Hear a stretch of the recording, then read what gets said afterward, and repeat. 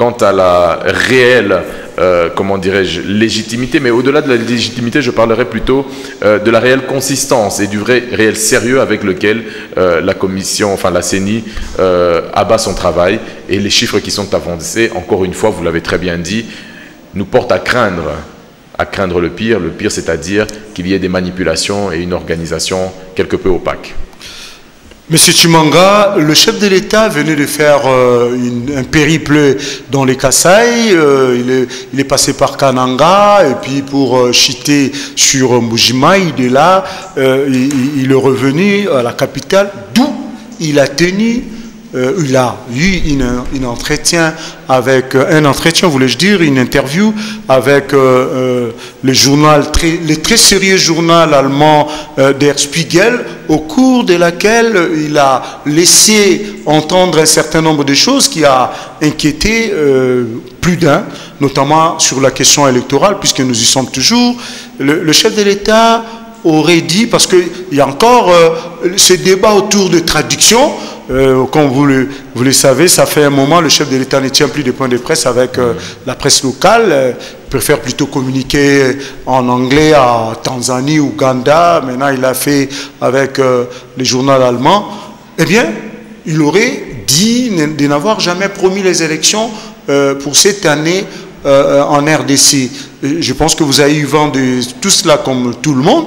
Comment vous avez interprété cette attitude et ces déclarations? Écoutez,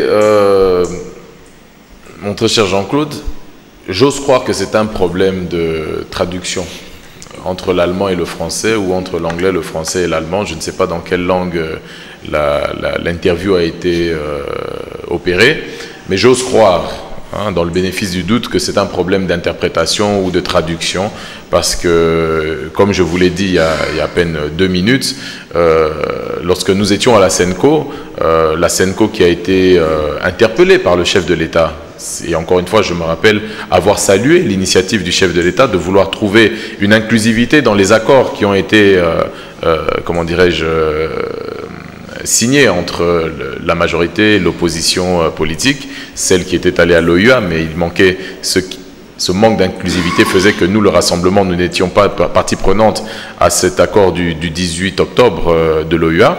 Et dans la volonté du chef de l'État, il y avait justement cet objectif d'inclusivité et donc d'organiser. Et qu'avons-nous signé le 31 décembre? Nous avons signé un document qui nous lie, un document dans lequel nos partenaires et nos adversaires, qui ne sont pas nos ennemis, j'aime à rappeler cela, nous sommes des adversaires politiques, nous ne sommes pas des ennemis, nous ne sommes pas aujourd'hui là pour nous tuer les uns les autres, mais plutôt pour nous combattre sur un point de vue politique, social peut-être, et économique, je n'en sais rien. Mais en tout cas, avec nos partenaires, nous avions trouvé un modus vivendi et un accord. Et que disait cet accord? Il disait, entre autres, qu'il n'y aura pas de 3e mandat pour le chef de l'État, entre autres, qu'il y aura des élections en 2017, entre autres, qu'il y aura une redistribution des cartes au niveau du gouvernement, afin que l'opposition non participative, qui devait rentrer dans un nouveau gouvernement, puisse avoir un droit de regard et de suivi sur l'organisation des élections, qu'il puisse mettre en place le CENSA, qui aurait été aussi cet organe qui superviserait et les uns et les autres, afin de pouvoir arriver à un atterrissage en douceur d'ici décembre 2017 et des élections crédibles. Crédibles pourquoi? Parce que nous aurions tous participé et nous aurions tous accepté au final le résultat des urnes dans le droit respect de cet accord qui quelque part a permis à ce que nous puissions continuer à nous battre dans l'intérêt de la nation. Donc, ce que le journal Der Spiegel a pu écrire, personnellement, jusqu'à présent, je pense, bon, malheureusement, il n'y a pas encore eu de démenti de la présidence ou des services de presse de la présidence, mais j'ose croire que c'est une erreur de traduction, parce que les personnes qui ont représenté le chef de l'État à la Senco, je pense, étaient mandatées et donc ont engagé le chef de l'État, donc ont engagé le pays. Donc, si jamais il serait établi que le président aurait effectivement dit qu'il n'a jamais promis les élections, vous pouvez considérer ça comme de la dénégation, de la trahison tout.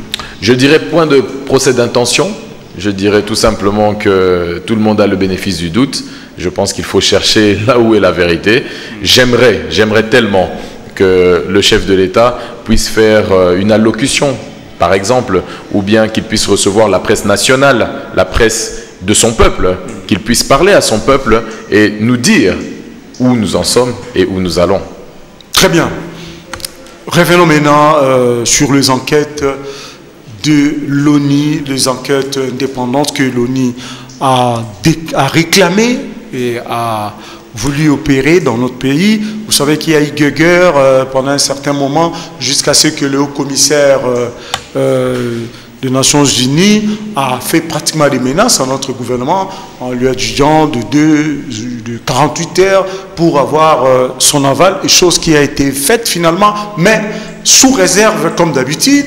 La ministre le ministre de comment on appelle ça, Madame Mouchobekwa, qui gère le ministère chargé des relations humaines. Je connais plus trop la nomenclature. Juste une petite, je vous apostrophe 2 secondes, Jean-Claude. Vous savez, c'est gravissime qu'on en est arrivé à ne même plus savoir exactement qui est qui. C'est incroyable la maestria avec laquelle la majorité présidentielle a réussi à désacraliser tant la fonction de Premier ministre que la fonction de ministre. Aujourd'hui, c'est devenu en fait presque une comédie. On a l'impression qu'on interchange les uns et les autres, on joue avec les uns et les autres, comme si c'est... Mais nous sommes en train de parler des choses de l'État, de l'organisation et du fonctionnement de l'État. C'est triste. En relation avec les droits humains. Voilà. Appelons ça comme ça. Bien. Eh bien, Madame Mouchobekwa, justement, a communiqué sur cette question, sur cette demande de l'ONU sur les enquêtes indépendantes dans les dossiers qui concernent les massacres dans les Kasaï, et plus particulièrement sur les doubles assassinats de Madame Katlan et Monsieur Michael Sharp, des experts des Nations Unies. Aujourd'hui, la position du gouvernement est celle-ci. Nous disons oui à toute enquête indépendante, mais il faut que cette enquête, disons enquête des Nations Unies, mais il faut que cette enquête-là soit mixtée avec le service congolais, et surtout que ce soit la RDC, le gouvernement congolais qui en cime la direction. Votre réaction, bon, M. Chimanga? Je vous dirais très honnêtement que je ne maîtrise pas ce dossier sur le bout des doigts. Donc je serais peut-être un mauvais avocat si je devais rentrer dans la profondeur de ce dossier. Une chose que je sais dans ce que vous venez de poser comme question, lorsque vous me parlez d'une enquête indépendante et que l'État congolais aurait accepté une enquête indépendante, mais dès lors que vous dites qu'ils acceptent une enquête indépendante mais qu'elle est pilotée par le gouvernement lui-même, je pense qu'il y a à boire et à manger et un petit problème de compréhension du terme indépendant. Qu'à cela ne tienne, je pense que nous sommes un État souverain, donc il y a bien évidemment des règles et des principes qui doivent être édictés et conduits par le gouvernement. Ça, j'en suis tout à fait, je dirais, conscient. Maintenant, je pense qu'il y a des réalités dans notre pays, entre autres cette réalité qui fait que depuis plusieurs années maintenant, une mission de l'ONU est présente en permanence sur notre territoire, et au-delà de sa présence, elle a une activité et une action permanente et perpétuelle dans les régions qui sont souvent des régions à risque, des régions en danger, des régions torturées, malmenées, et ces agents subissent aussi des risques, prennent aussi des risques. Ça s'est vu avec ces deux personnes, ces deux enquêteurs qui ont été très lâchement et tristement assassinés.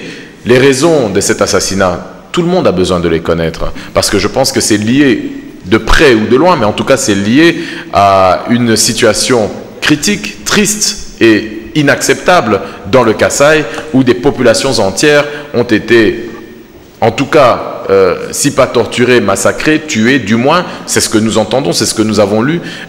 J'ose croire et imaginer que des responsables devront être, comment dirais-je, épinglés. Et j'ose imaginer encore une fois que les responsables ne seront pas des hauts dirigeants de notre pays, parce que là, ça deviendrait de plus en plus grave qu'il y ait une complicité, comment dirais-je, une vraie complicité, une complicité établie dans ce genre d'assassinat de personnalités qui appartiendraient aux hautes sphères de notre pays. Ce serait vraiment très, très grave et gravissime. Alors, du fait que l'existence et la présence de l'ONU, du moins de la MONUSCO ici en République démocratique du Congo, soit aussi efficiente, je pense qu'il est légitime qu'elle puisse initier ou demander à ce qu'une enquête complémentaire puisse être faite sur cette situation particulière de l'assassinat de ces deux ressortissants ou du moins de ces deux experts. Donc, je pense que maintenant, puisque Madame Marie-Ange Mouchébékwa l'a annoncé, qu'on accepte une deuxième expertise et une deuxième enquête, ou du moins une enquête, on va dire parallèle, initiée par les agents de l'ONU et l'international, eh bien, espérons que cette enquête ira jusqu'au bout, qu'elle aura libre cours, qu'elle sera accompagnée par le gouvernement et qu'ils donneront à ces personnes tous les moyens disponibles et nécessaires pour que la lumière soit faite sur ce cas spécifique. Justement, puisque nous parlons du massacre du Kasaï, comment expliquez-vous personnellement, surtout vous au niveau de la dynamique Congo-Uni, quand vous dites dynamique Congo-Uni, j'imagine que toutes les parties du Congo vous intéressent. Tout à fait. Je n'ai pas entendu un seul jour un communiqué venant de votre dynamique autour de ces massacres-là. Mais pour terminer ma question, les déplacés, il faut noter que nous avons même été plébiscités comme le pays où il y a un grand flux de réfugiés à l'interne. Nous sommes arrivés en terre d'1 million de Congolais réfugiés dans leur propre pays. C'est ça. Donc voilà, nous avons battu ce record. Jean-Claude, cette situation est gravissime. Je vous prends au mot, vous avez dit que vous n'avez pas entendu de la dynamique Congo-Uni une position. Bon, je suis quelque peu déçu. Je ne suis pas déçu de moi, je suis déçu de vous, parce que vous êtes un journaliste que je respecte et pour lequel j'ai beaucoup, comment dirais-je, d'affinité. Je pense que dès le début des massacres, dès que les choses ont commencé, le rassemblement dans son unité, et c'était initié, je me rappelle à l'époque aussi, par l'ancien gouverneur, M. Loubaya, qui avait fait un travail de fond et qui était... Je lis tout ce que Loubaya a publié sur Facebook. Je lis à l'époque, dès que ça a commencé. Même ce que vous-même avez écrit, je lis ça. Donc, si vous, je parle pas, si vous je l'avez parle lu, d'un communiqué officiel si vous l'avez lu, de votre dynamique. Si vous l'avez lu, c'est que vous savez. Si vous l'avez lu, c'est que vous savez que nous avons fait un communiqué en tout cas, c'était sur la page Vidier Chimanga et non sur la page dynamique Congo-Uni. Je pense qu'on ne va pas rentrer dans une polémique maintenant. Je pense que les téléspectateurs nous suivent. Aussi, ils ont l'Internet devant eux. Ils vont sur Dynamique Congo-Uni et ils vont à la date précise de ça. Ils verront que nous avons fait un communiqué. Nous avons été directement solidaires avec nos compatriotes du Kasaï. Et j'aimerais vous rappeler une chose. Il vous souviendra qu'il y a de cela presque une année maintenant, alors que les événements tristes et tristement célèbres aujourd'hui de Béni avaient cours dans notre pays, à Rutshuru, à l'est du pays, dans l'Ituri et tout, nous avions initié la volonté d'une grande marche pacifique, une marche où tout le monde aurait été habillé de noir, et nous avions invité toutes les parties congolaises, c'est-à-dire tant de la majorité que de l'opposition, à nous mettre ensemble dans une marche pacifique afin de revendiquer, mais au-delà de revendiquer, mais de décrier cette souffrance et ces massacres et ces violences et ces tortures permanentes que nos populations subissent. Et à ce moment-là, c'était des exactions commises peut-être par des forces étrangères sur notre territoire. Et nous avions à l'époque demandé à initier justement cette marche commune où nous aurions été tous ensemble, taisons nos différences et marchons pour tout notre pays. C'est ça. Pour revenir à votre question, lorsque vous dites que nous avons à nous impliquer, parce que nous sommes Dynamique Congo-Uni, nous, notre parti, certes, mais nous parlons du rassemblement de l'opposition, nous parlons de la classe politique congolaise. Nous n'avons pas à nous impliquer simplement parce que moi je suis Kassaïen et que le Kasaï souffre aujourd'hui. Nous nous impliquons parce que l'Ituri souffre, nous nous impliquons parce que l'Équateur souffre, parce que le Bas-Congo souffre, parce que le Katanga souffre. Et nous avons ce devoir de nous impliquer à chaque fois qu'un citoyen congolais saigne, où que ce soit sur la République démocratique du Congo. Donc, malheureusement, rappelez-vous, cette marche, c'était ponctuée par quoi? Mon arrestation, ou du moins mon interpellation, et celle de M. Albert Moleka à l'époque, qui ne fait pas partie de mon parti, qui n'était même pas dans le rassemblement, qui n'était même pas de la même spécialement obédience que moi, mais avec lequel nous avions accepté de cheminer et de marcher. D'ailleurs, rappelez-vous à l'époque de cette comment dirais-je, de cet appel à la marche pour soutenir nos populations de Kivu. Il y avait même M. Clément Kankou qui avait participé.